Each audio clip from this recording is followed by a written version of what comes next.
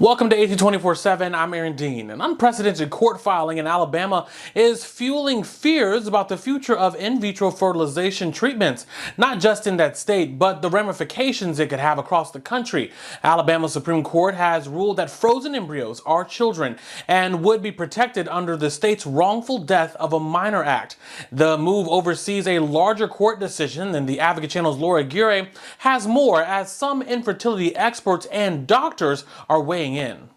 We simply don't know who has the rights here. The controversial ruling by Alabama's Supreme Court could potentially block access to in vitro fertilization treatments for many across the state. We are concerned if the physicians, the healthcare providers will be able to continue their care. People should be concerned about their future ability to get IVF treatment. The decision comes after 3 couples sued a medical provider when their embryos were accidentally destroyed and overrules a lower court that said the embryos were not children. Now frozen embryos are entitled to the same legal protections as a child under Alabama law. The CEO and president of Resolve, a national infertility association, says that designation has widespread ramifications. Now the court is saying that that's a person. Can we freeze embryos? I don't know. Can you freeze a person?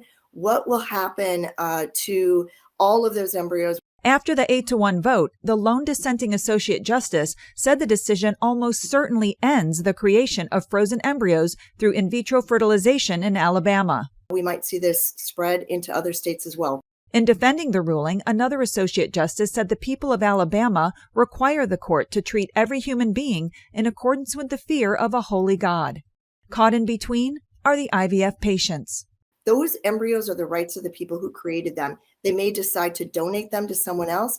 They may decide to donate them to medical science. They may keep them frozen, but they are their choice to do.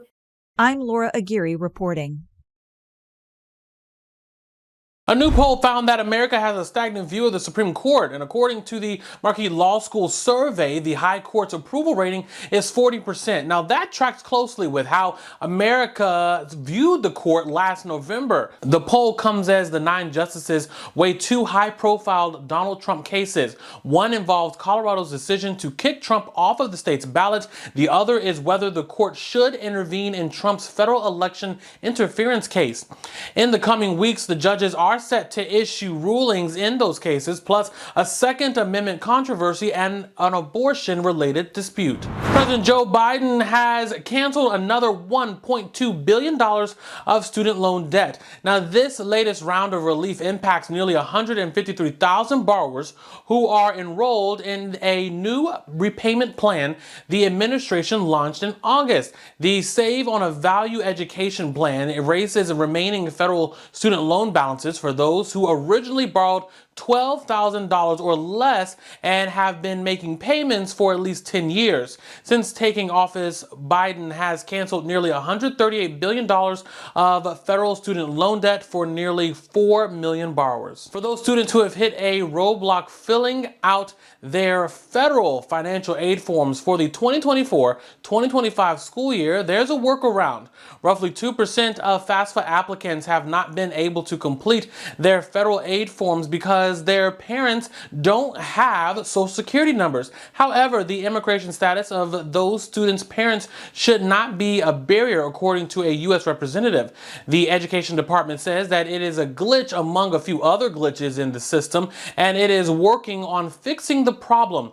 In the meantime, students can now at least fill out the form and submit it incomplete until the issue is fully resolved in March. All right, well, switching gears, Beyoncé makes history as her new song Texas Hold'em debuted the top spot of Billboard's Hot Country Songs chart. This makes her the first woman to have topped both the Hot Country and Hot R&B Hip Hop Songs charts since the list began in 1958. 16 Carriages, a second single on her upcoming country album, ranks number 9 on the chart, and Beyoncé dropped both songs during Super Bowl 58.